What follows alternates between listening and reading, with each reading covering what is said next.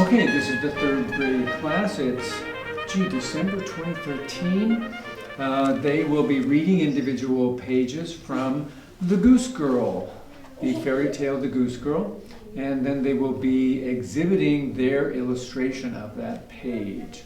We're looking for smoothness of delivery, proper phrasing, which means pausing at the right times, proper pronunciation and clear articulation, and expressiveness, so that you don't sound like a robot. Okay? So, here we go. My name is Kai. Do I start? Once upon a time, a king went hunting in a great forest. So eager was he in the chase that none of his court was able to keep up with him. At last, as night began to fall, he halted and looked around. Then he saw that he had lost his way. He searched and searched for a way out of the forest, but no path could he find. Suddenly he saw an old woman with tottering head, who hobbled toward him. She was a witch.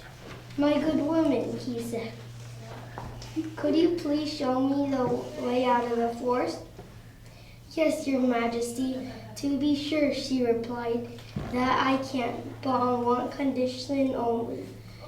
If you fail to fulfill it, you shall never come out of this forest and shall die of hunger."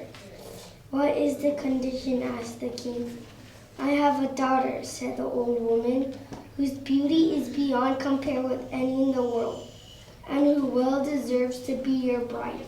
Make her your queen, and I shall show you the way out of the forest." The king had been married once before and had 7 children by his first wife, 6 boys and a girl, and these he loved above all else in the world. Because he feared that the stepmother might not treat them well and might even do them harm, he brought them away to a lonely castle in the middle of a forest. So well was the castle hidden, and the way there was so difficult to find, that the king himself could not have found it if a wise woman had not given him a ball of yarn with wonderful powers. He had only to throw it before him, and it unwound itself, showing him the way. The king, however, went so often to his children that he was missed by the queen. She became curious and wanted to know what he was doing alone in the woods. So she gave money to his servants, and they betrayed to her the secret, telling her also about the ball of yarn that alone could show the way. Now she had no peace until she found out where he kept it. Then she made some little white silk shirts, and having learned witchcraft from her mother, she sewed a spell into each of them. One day, when the king had ridden out on a hunt, she took the shirts, went into the forest, and let the yarn show her the way to the hidden castle. The king's children, when they saw someone approaching from the distance, thought that their dear father was coming, and ran joyfully out to meet him. Quickly, she threw a shirt over each of them, and no sooner had the shirts touched their bodies than they were changed into swans and flew away over the forest. The queen went home quite pleased with herself, for she believed herself rid of her stepchildren. Only the king's daughter had not run out with her brothers, and the stepmother knew nothing of her. Then when the sun was about to set, she heard a rustling of wings and looked up to see 6 swans come flying through the window. They alighted on the floor and started blowing at each other, and they blew each other's feathers away, till each swan's skin came off like a little shirt. Full of wonder, the girl looked at them, and when she recognized her brothers, she felt overjoyed and crept from under the bed. The brothers were just as happy to see their sisters, but their joy did not last for long. "Here you cannot stay," they told her. This is a hiding place for robbers. If they return and find you, they will kill you." Can you protect me? Asked their little sister. No, they replied, for we may only shed our skins for 1/4 of an hour every night. During this time, we may resume our human form, but then we again are changed into swans. Next morning, she went to gather starflowers and began to sew. She could speak to no one and had no desire to laugh.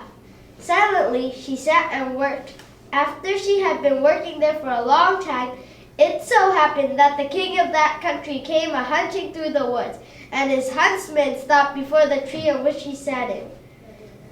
They called to her and asked, "Who are you?" But she gave no answer. "Come down," they said. "We will not harm you." She only shook her head. When they kept on asking questions, she threw down her golden necklace, thinking that it would satisfy them. But they would not let her be.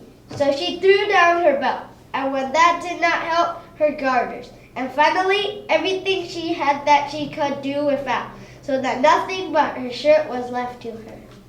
Still the huntsmen refused to leave. Climbing into the tree, they picked up the girl and led her before the king. The king asked, "Who are you? What were you doing in the tree?" But she answered not a word. Then he asked her in all languages he knew, but she kept just as silent as a fish. But now, in wonder of her radiant beauty, the king's heart was moved, You're fine. Go. and he felt a great love for her. He put his cloak around her, lifted her onto his horse, and rode with her to a castle. Don't get too soft. To his castle. When he had her dressed in rich garments, and her beauty shone bright as light as the day, but she could not be moved to say a single word. He brought her to his So table. you're right. He brought her. Go. He brought her to his table and seated her at his side. Her modesty and property pleased him so much that he said, "This woman and no other in the world I desire to marry." And shortly Thereafter. they were wed. But the king had a wicked mother who was displeased with this marriage, and who spoke badly of the young queen. "Who knows where this woman comes from?" she said. "And besides, she can't even speak. She is unworthy to be married to a king." And after a year, when the king had a first child, the old woman stole it away, and while the queen still slept, smeared blood on her lips. Then she went to the king and accused the young queen of eating her own child. But the king did not believe it, and would not suffer any harm to be done to her. And she, and the meanwhile, sat calmly sewing the shirts and paying no mind to anything else. The next time when she sat giving birth to a beautiful boy, the deceitful mother-in-law repeated the wicked deed, and the king could not bring himself to think evil of his queen. He declared, "She is too humble and kind to do any such thing, and were she not doubt of accusing her coming to life."